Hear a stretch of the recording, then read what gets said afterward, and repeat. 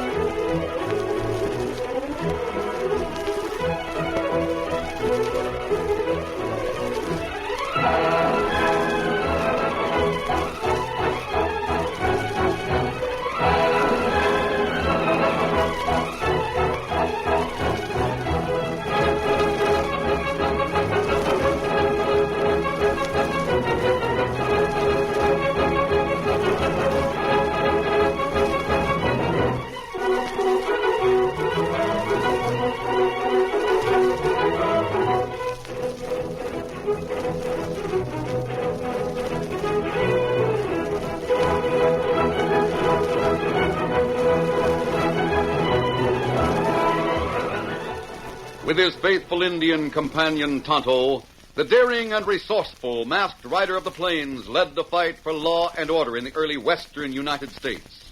Nowhere in the pages of history can one find a greater champion of justice. Return with us now to those thrilling days of yesteryear. From out of the past come the thundering hoofbeats of the great horse Silver. The Lone Ranger rides again. Come on, Silver. Let's go, big fellow. Hi-yo, Silver. Away!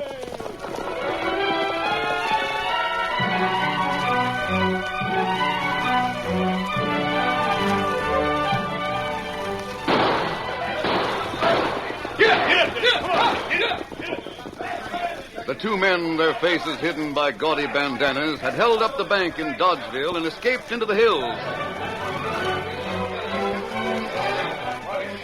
That evening, Sheriff McDonald told the clamoring crowd, "They won't get away.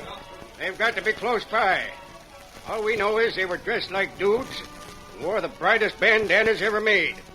Now then, we've got to find these crooks and the cash they stole."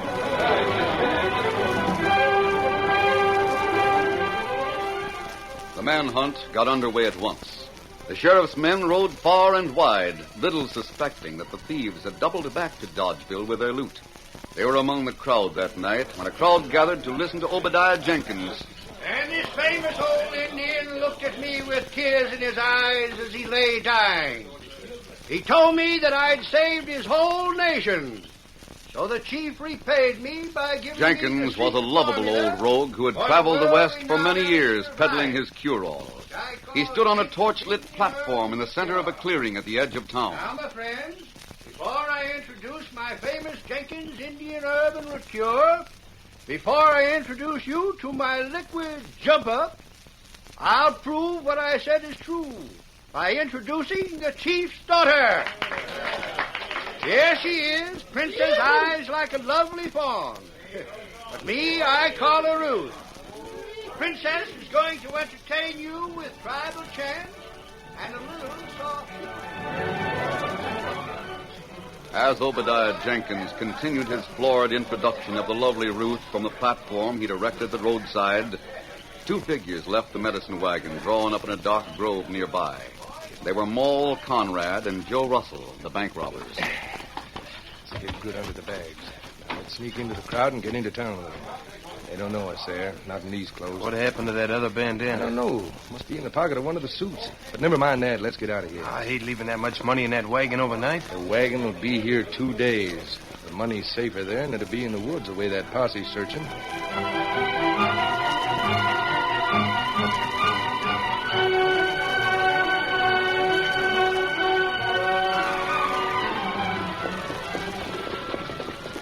The two bank robbers would have worried about the safety of their loot had they seen Obie Jenkins' medicine wagon next morning. It was creaking along the road miles from the spot where it was to have remained for 2 days. Ruthie, shall we stop our chariot near yon bosky dell and seek water to slake our maddening thirst? Or shall we... Buttercup, you're crying. No.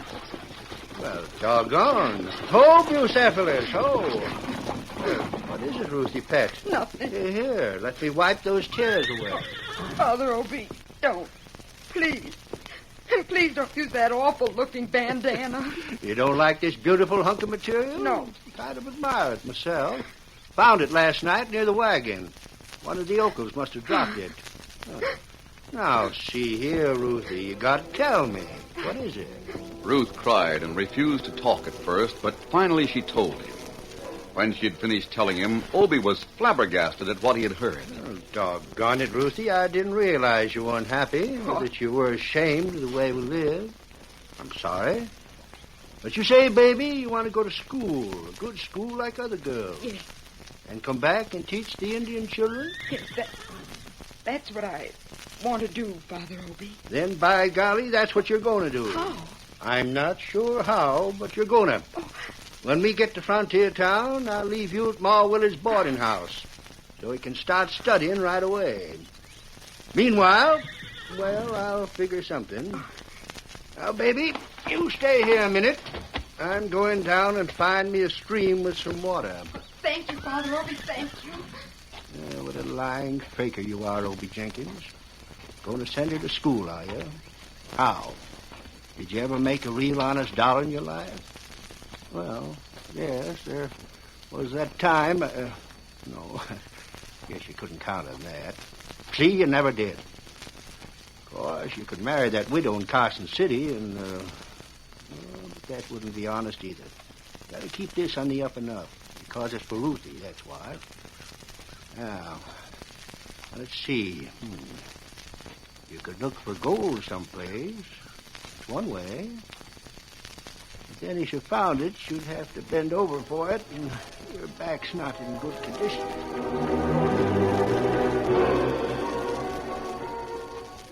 As Obie walked along, muttering and debating with himself, he walked into a clearing. And there before his unbelieving eyes was the answer to all his troubles. 2 men.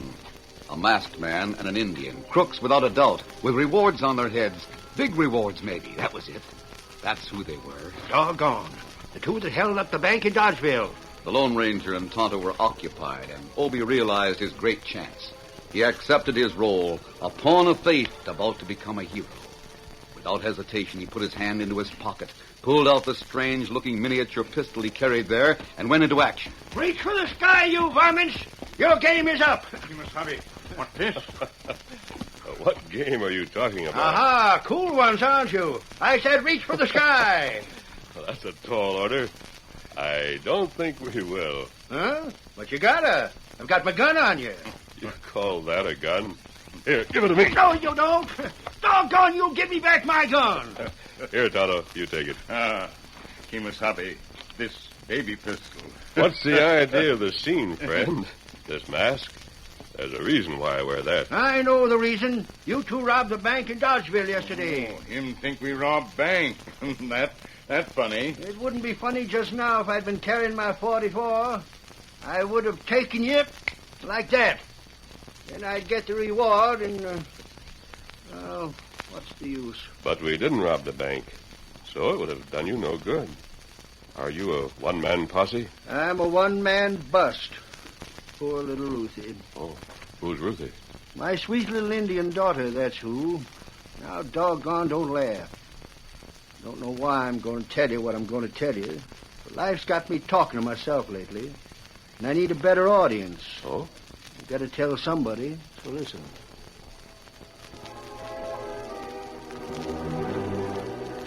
The Lone Ranger and Tonto listened as Obie related the story of Ruth and himself. You see, when her mother died, her father, he was an Indian too. Well, he came along with me, helping me sell my herb and root cure. He used to drink it himself. I think that's what killed him.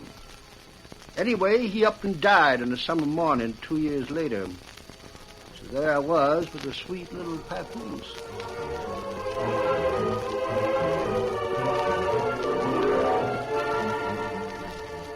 Obi's words were occasionally more humorous than tragic. Yet there was something pathetic in his tale and in his plight over Ruth. The Lone Ranger heard his story to the end. So he can see why I got to help her, doggone it. Yes, but I think your chances might be better if you remained in Frontier Town and went to work. Oh. Instead of searching for bank robbers with a slingshot. Well, maybe you're right about that last part. And the first part, too. Well, could be. Depends on your definition of work. There might be something in Frontier Town that could do with one of my many talents. I've got friends there. Sheriff Taylor, for instance. Know him so well, he won't play cards with me. And me and Judge Brennan used to be close in rock and ride during the coal spell. Of course, that was in the old days when the judge was dispensing justice with a water chaser. Trouble is, Taylor and Brennan might agree with you on that work angle and...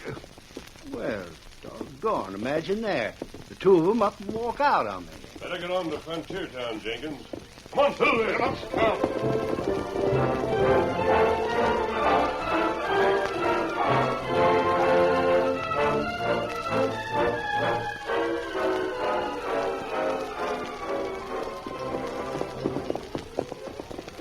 The Lone Ranger and Tonto rode off from the talkative Obi, who, as they rode away, could be seen trudging back to his wagon. The masked man and his Indian companion were heading toward Frontier Town also, but there had been no reason to tell Obidiah Jenkins this. Jenkins is a likable sort of charlatan, Tonto. But his feeling for that daughter of his is sincere. Sound like her fine girl. Her want teach Indian children. That good? Yes, it's a wonderful ambition, Tonto. They need it so badly. Maybe while we're in the vicinity of Frontier Town, we'll learn what Jenkins may be doing to help her. Come on, big fella. Get him up, Scout.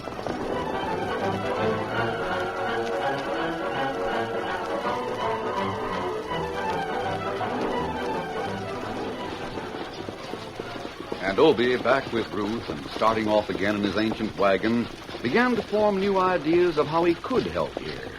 Get up, you cephalus. Yes, Ruthie, the masked man gave me an idea. Work. That's what he said. First time I ever heard the word without shivering. Before we go to that extreme, though, I think maybe we'll try the things we know.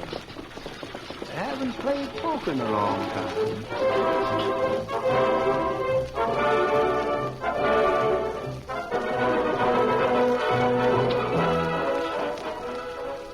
Obi arrived in Frontier Town that evening and turned Ruth over to Ma Willard.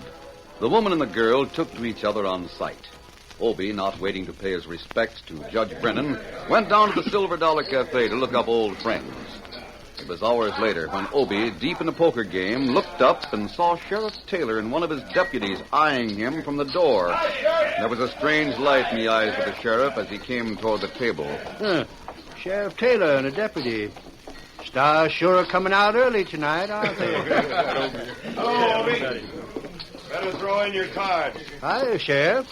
What do you mean, throw in my card? Just what I say. You're under arrest.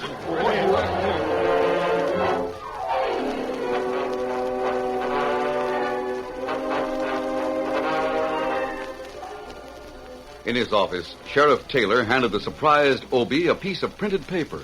Read that. Oh, what's this? Let's see. A yellow bandana with green border, purple polka dots, and a diagonal slash of red. My doggone, that's the one I'm wearing in my coat pocket. I know that, Obi. My deputy spotted it on you. That's why you're under arrest. That's one of the bandanas worn by the men who robbed the bank at Dodgeville yesterday.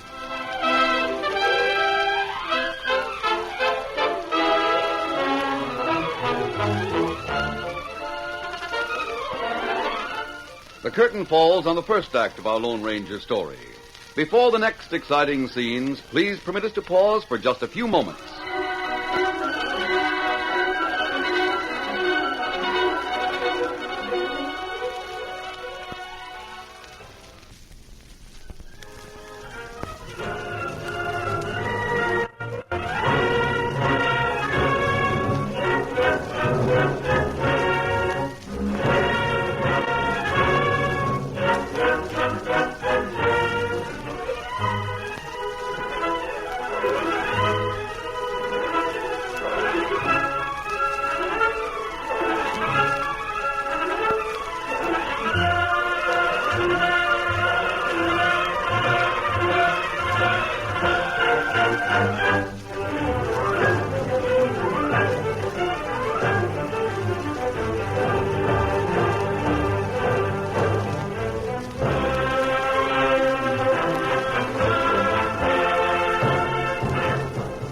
Now to continue our story. Obidiah Jenkins was in the jailhouse, and his plight was known to everyone in Frontier Town, it seemed.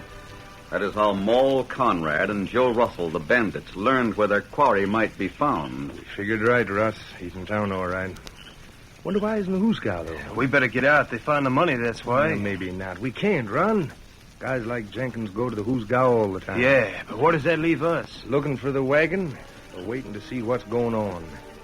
Let's find out which before we do anything.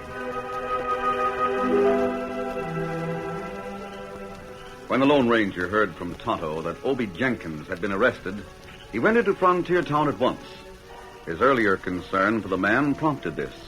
Sheriff Taylor, always surprised when the mysterious masked man appeared on the scene, reacted once more as he always did.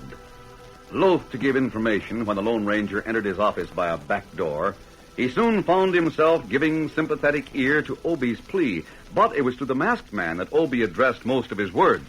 Don't know what you're doing here, stranger, but if you got more sense than this sheriff, you're welcome. Now, do I impress you as a kind of oaf who'd leave $100,000 in the wagon? A smart crook might do just that. Well, if I was a crook, and I'm not, I wouldn't be that smart. And I'm not that dumb that I'd go around wearing my bandana like a badge. I thought it was going to identify me as a robber. You admit you wanted money to send your foster daughter to school, don't you? Sure, and I still want it. The masked man here can tell you when I first wanted it.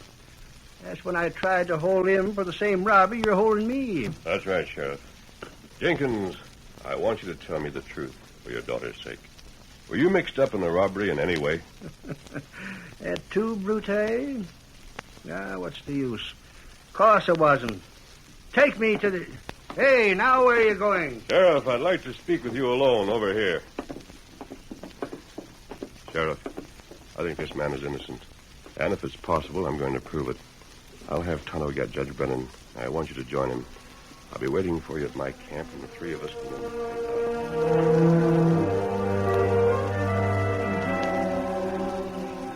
Hours later, in Ma Willard's boarding house, Judge Brennan, Sheriff Taylor, and the Lone Ranger were nearing the end of a long and trying discussion. Judge, Obie's not the type to rob a bank, and you must admit the facts. Yeah, the facts will come out in court.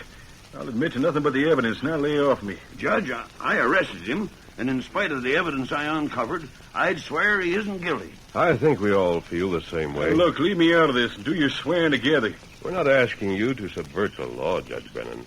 What we suggest is legal. Show me the book and chapter. All right, we can't. But what we suggest might ensure justice. And if Obie proves to be guilty later, I promise you he won't escape. So do I. The important thing is we have the money. We found it in Obie's wagon.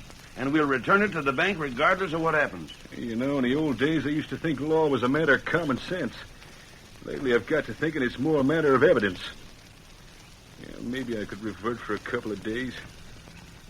Yeah, all right, come on. Slip me that reason again why I should do what I do. I claim the real crooks are at large, and that they hid the money and clothes in Obie's wagon. Now, if Obie is held for this robbery tomorrow, they'll know we have the money and they'll leave town. If they think the money is still in the wagon, they might make an attempt to get it back.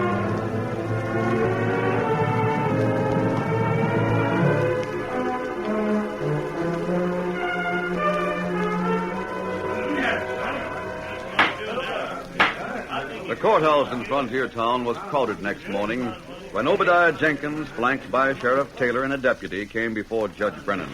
Next case, the people versus Obidiah Jenkins, Your Honor. All right, now, Mr. Prosecutor, what have we here? Your Honor, if it pleases the court... It always pleases the court. See those papers you have there, Mr. Prosecutor? Your Honor. My honor has nothing to do with it. Let's see the papers. Yes. Obidiah Jenkins. Your Honor, what's the matter? Trial is not within jurisdiction of this court. Case dismissed. But, Your Honor... That's my ruling. Case dismissed. Now, the prisoner is known to our court. That's me. He's known as an undesirable. Now, look here, Judge Brennan. The defendant will shut his trap. The court, in dismissing the case, gives the defendant 10 minutes to repossess all his belongings and shirt tail out of town. I never heard of such a thing in my life. Meanwhile, quiet. Meanwhile, the court, that's me, desires to see the prosecuting attorney, Sheriff Taylor, Sheriff McDonald, and their deputies in this chambers at once. Don't answer back, any of you. You heard me. That's my ruling. Furthermore, the court orders that all spectators glue in their seats till the defendant now dismissed gets his carcass out of this courthouse. Bailiff. Yes, Your Honor. See if the order's obeyed. Adios. Court's adjourned.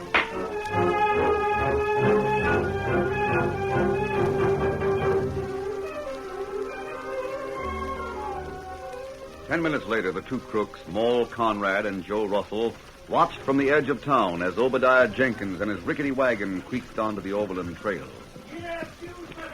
There he goes, Russ. We go after him right away? Wait till he gets out of town. That horse of his is near dead. Give him a few miles, then we'll take after him.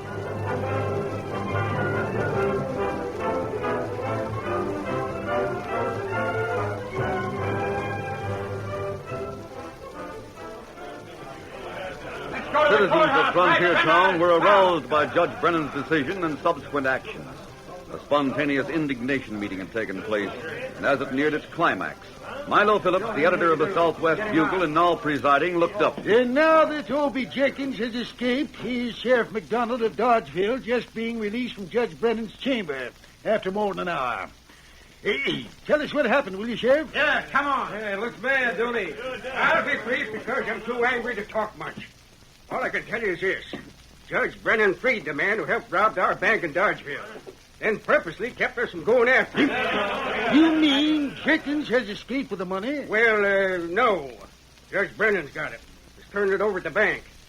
He says he let Jenkins go because he wanted to see justice done. You hear that? Justice done. The only justice we'll get around here is when Brennan is fired. Yeah, fine justice when a judge parades his contempt for the law and the citizenry.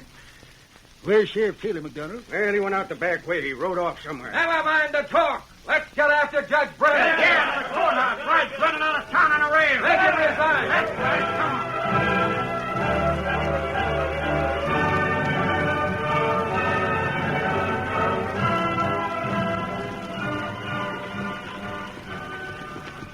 on. The series of bewildering events during the past 3 days had left Obidiah Jenkins mentally numb.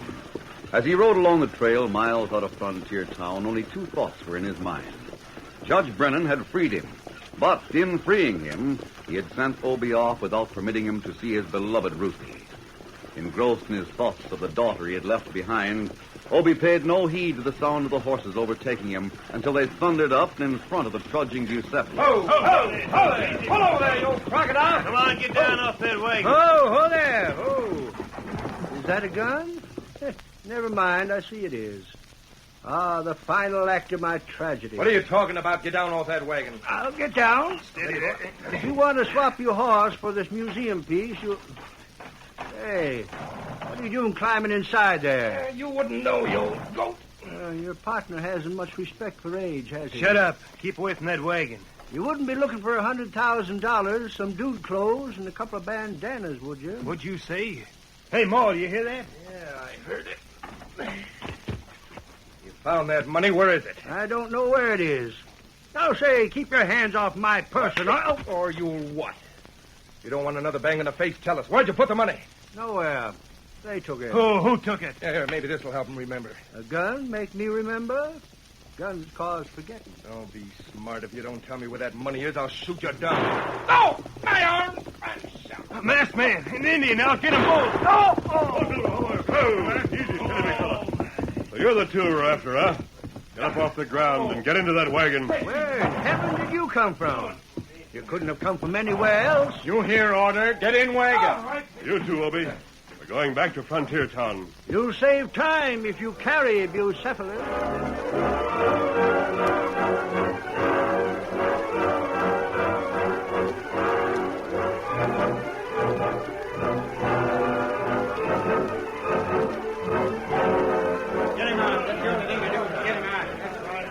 Back in the courthouse, Judge Brennan, his chin and mouth set firmly, listened to Editor Milo Phillips conclude his speech. And, Judge Brennan, we demand your resignation. Well, I guess what you people saw and heard here today does seem bad to you. Bad's not the word. Rotten is. Why don't you resign? I wish this was my old court. You'd get conked with a bung starter. I'm sorry, folks. You're mad and want me to resign. But when you got me here, you knew my decisions didn't come from books. Folks haven't started to catch up yet with what happens out here. Every decision I've handed down has been according to my version of justice. You're begging the fact, Judge. Phillips, I'm not begging anything, not even your pardon for what happened today. Don't listen to him, man. Write him out on the rail. We'll show our version of justice. You people have been talking and yelling like Comanches. Phillips here's been going on like a lawyer. Worst thing that can be said about a newspaper man. Now, if you'd make up your mind... Hey, here comes Sheriff Taylor with Jenkins and two other fellas, a masked man and an Indian. Clear the way, everyone. That's Sheriff Taylor up there next to the judge. He has something important to tell you. Masked man, what's he doing here? That's the sheriff, boy. What is it, Sheriff? All of you, look outside. Sheriff McDonald has the men who robbed the bank in Dodgeville. What's that? What's more, they're wanted for murder and bank robbery in Texas, too. Got posters on it yesterday. Was Jenkins in with him? Of course not. He didn't even know about them. They hid the loot in his wagon when they were being chased in Dodgeville. They followed him here to recover it. It was the masked man's idea to set Jenkins free so the crooks would follow him. And they did. Well, that explains everything. We all apologize, Judge Brennan. It was a brilliant plan. Well, never mind that. Just tell me one thing. Is there any reward money? Yes, 10,000. I suppose that means the masked man deserves part of it. And not by a jughead. Reward goes to Obidiah Jenkins. Obie to you folks. Goes to him so as he can send his daughter to a good school. That's my ruling. Anyone want to argue the point? Yes, but what about the masked man? It was his idea. He wouldn't take it. He's the Lone Ranger.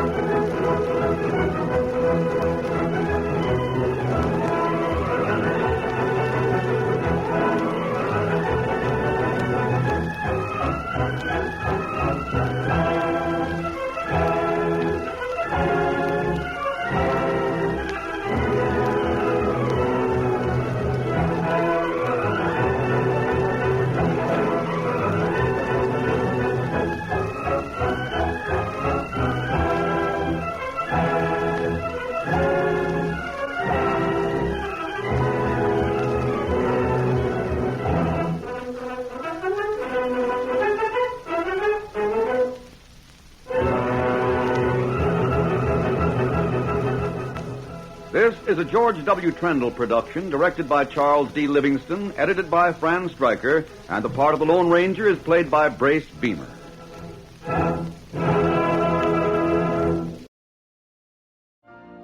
You've been listening to the OTR Gold Network. Find more classic radio at otrgold.com.